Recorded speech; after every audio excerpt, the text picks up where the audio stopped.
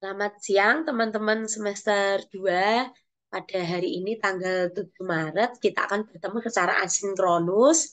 Jadi asinkronus itu seperti ini, walaupun saya tidak di kelas, tapi harapannya kita tetap dapat bertemu secara layar seperti ini di kelas. Jadi teman-teman buka laptop, terus video saya disorotkan di dalam kelas, lalu dicermati bersama-sama.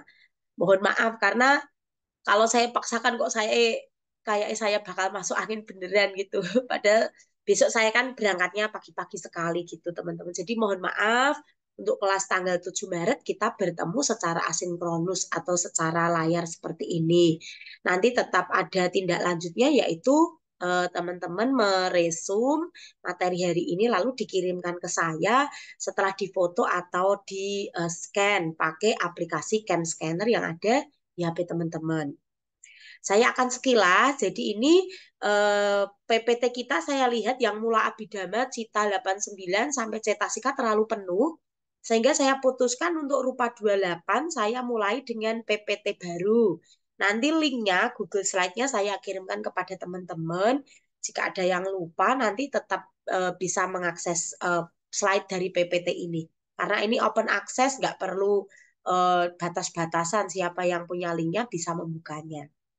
Oke.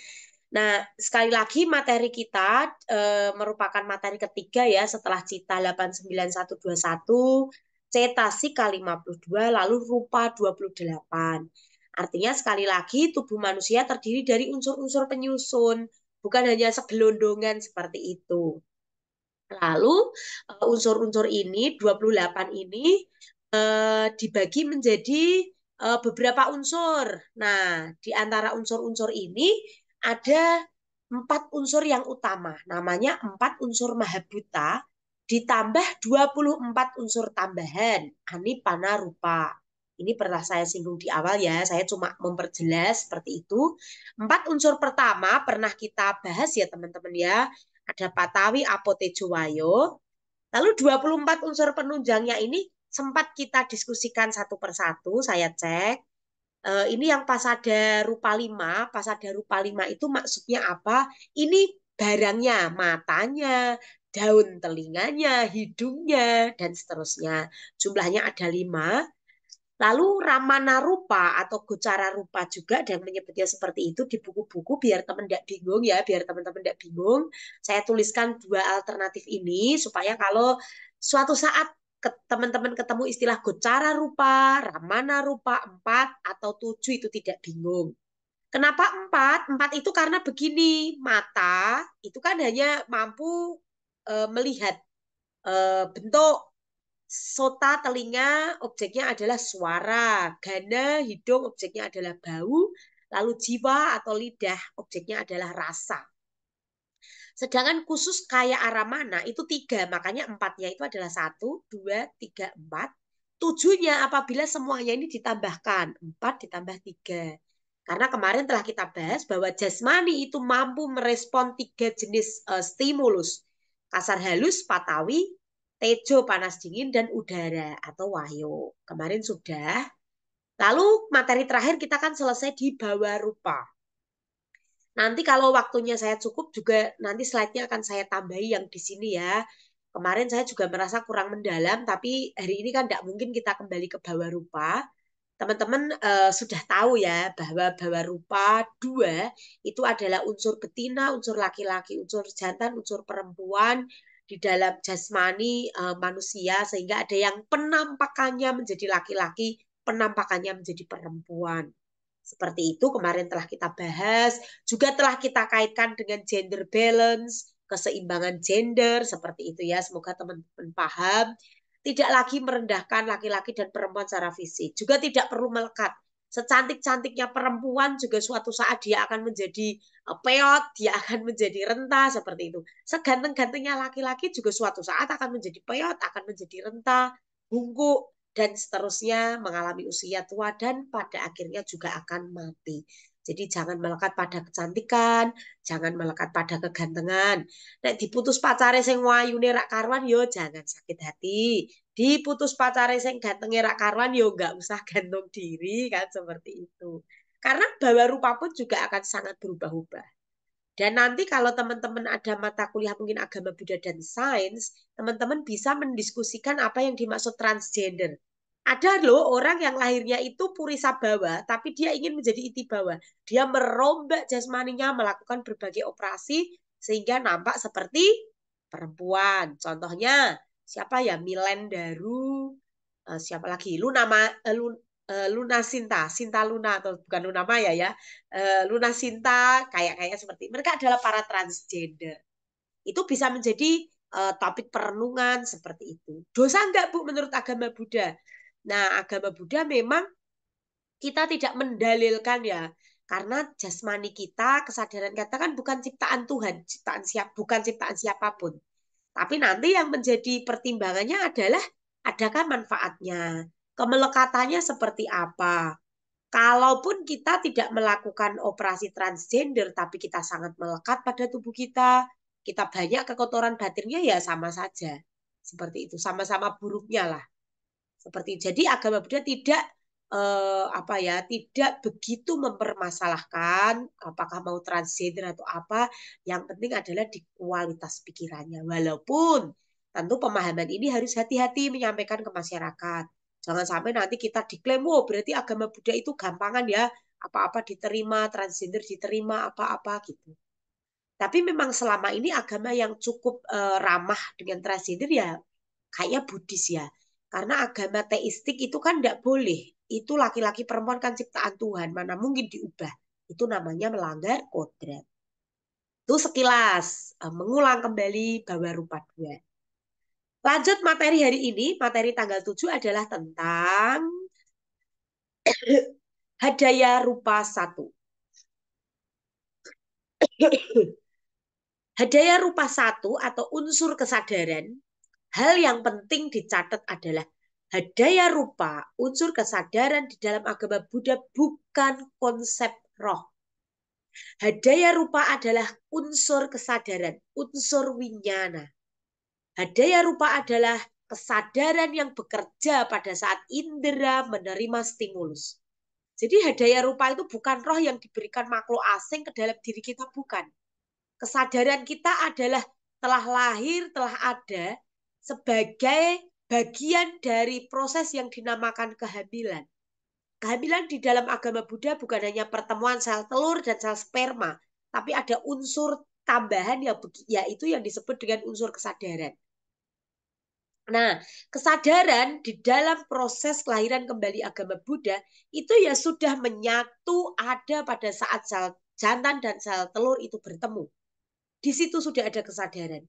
Jadi kesadaran sudah melekat dan makhluk yang punya kesadaran, dia sendirilah yang akan bertanggung jawab pada kesadarannya. Apakah akan menjadi baik ataukah akan menjadi buruk. Kita move ke next slide. Artinya apa? Kesadaran kita di dalam jasmani kita itu adalah kesadaran yang dihasilkan oleh 6 pintu indera. Apa artinya? Kita bisa memiliki kesadaran dari melihat. Kita bisa memiliki kesadaran dari membau, mencicipi, dan kita di seluruh jasmani kita ini ada kesadaran. Dari ujung jidat kita sampai ujung jempol kita itu ada kesadarannya. Nek didemok, dijidat, ditepok gitu ya, itu juga akan merasakan sakit. Itu artinya kita punya unsur kesadaran yang bekerja pada jasmani. Dan kita juga punya kesadaran yang bekerja di unsur batin kita. Kita punya kesadaran memahami, kita punya kesadaran mengerti, punya kesadaran untuk mengingat. Beda sama agama lain. Kalau roh itu ditiupkan dan roh itu diciptakan. Kalau kita, kesadaran kita itu memang melekat selama kita masih bertumbuh lahir dan kitalah yang bertanggung jawab pada kesadaran kita. Semoga paham ya sampai di sini ya teman-teman ya. Saya move ya ke slide selanjutnya. Di situ sudah ada channel YouTube. Channel YouTube ini juga nanti saya sampaikan pada teman-teman juga di WA grup kelas gitu ya. Kita untuk menambah wawasan kita. Kita bukan untuk merendahkan agama lain maksudnya ya. Bukan juga untuk membanding-bandingkan yang gimana, bukan. Tapi ini menambah wawasan. Bahwa memang setiap agama punya konsep, punya ajaran dan pandangan yang berbeda. kita juga punya pandangan yang berbeda dengan teman-teman teis. Di YouTube ini diceritakan adalah pandangan teman-teman Islam terhadap roh. Jadi roh itu ditiupkan oleh malaikat pada saat usia kandungan berusia sekian hari gitu, kayak 40 hari baru ditiupkan. Sehingga teman-teman Islam tuh kayaknya mereka berpandangan bahwa aborsi sebelum usia kehamilan 40 hari masih oke.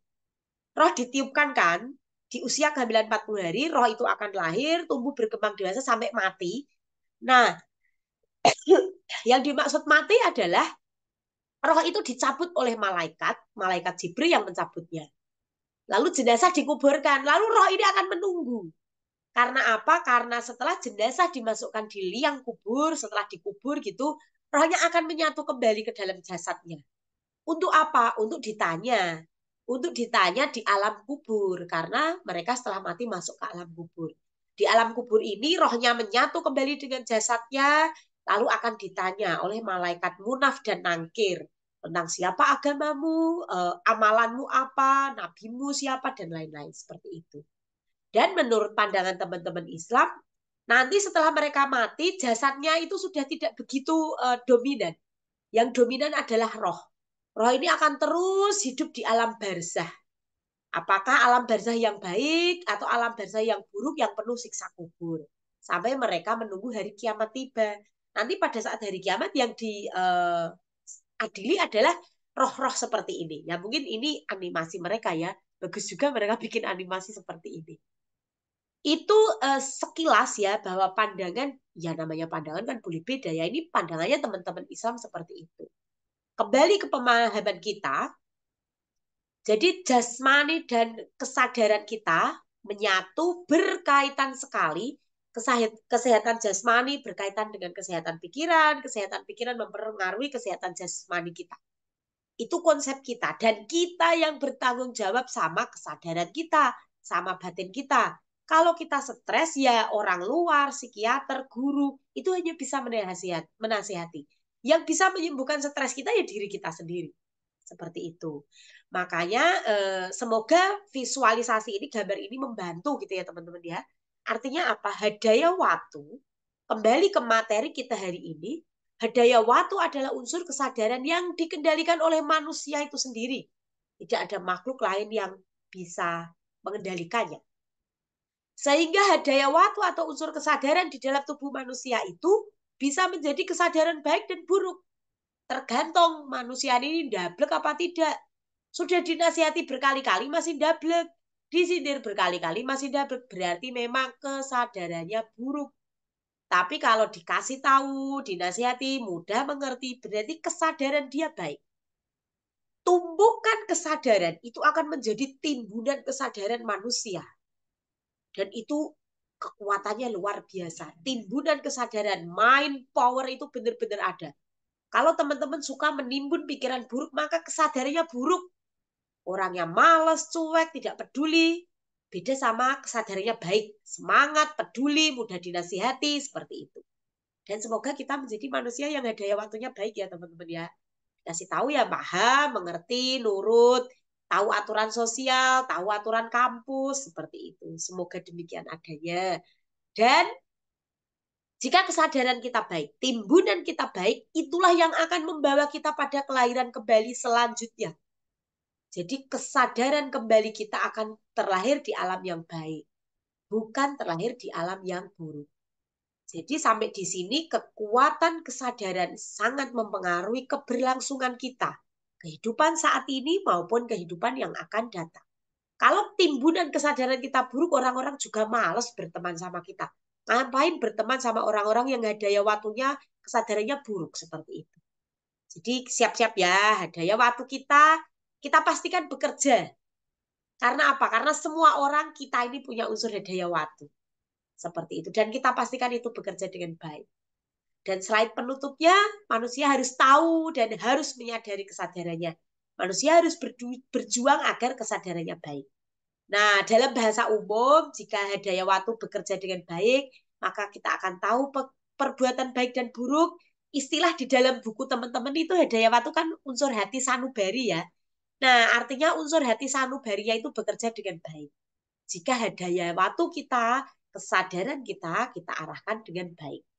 Ingat, hadaya waktu bukan roh. Ini adalah kesadaran yang terus-menerus menyambung. Kesadaran kita adalah bawaan dari kehidupan lampau kita dan akan terus menyambung sampai kehidupan kita yang akan datang. Kapan hadaya waktu akan berhenti, tidak akan membawa pada kelahiran kembali jika kesadaran kita sudah mencapai tingkat kesucian.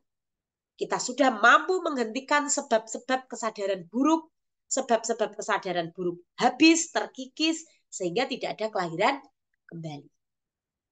Demikian, walaupun pendek, semoga dapat membantu teman-teman memahami tentang unsur hadaya watu.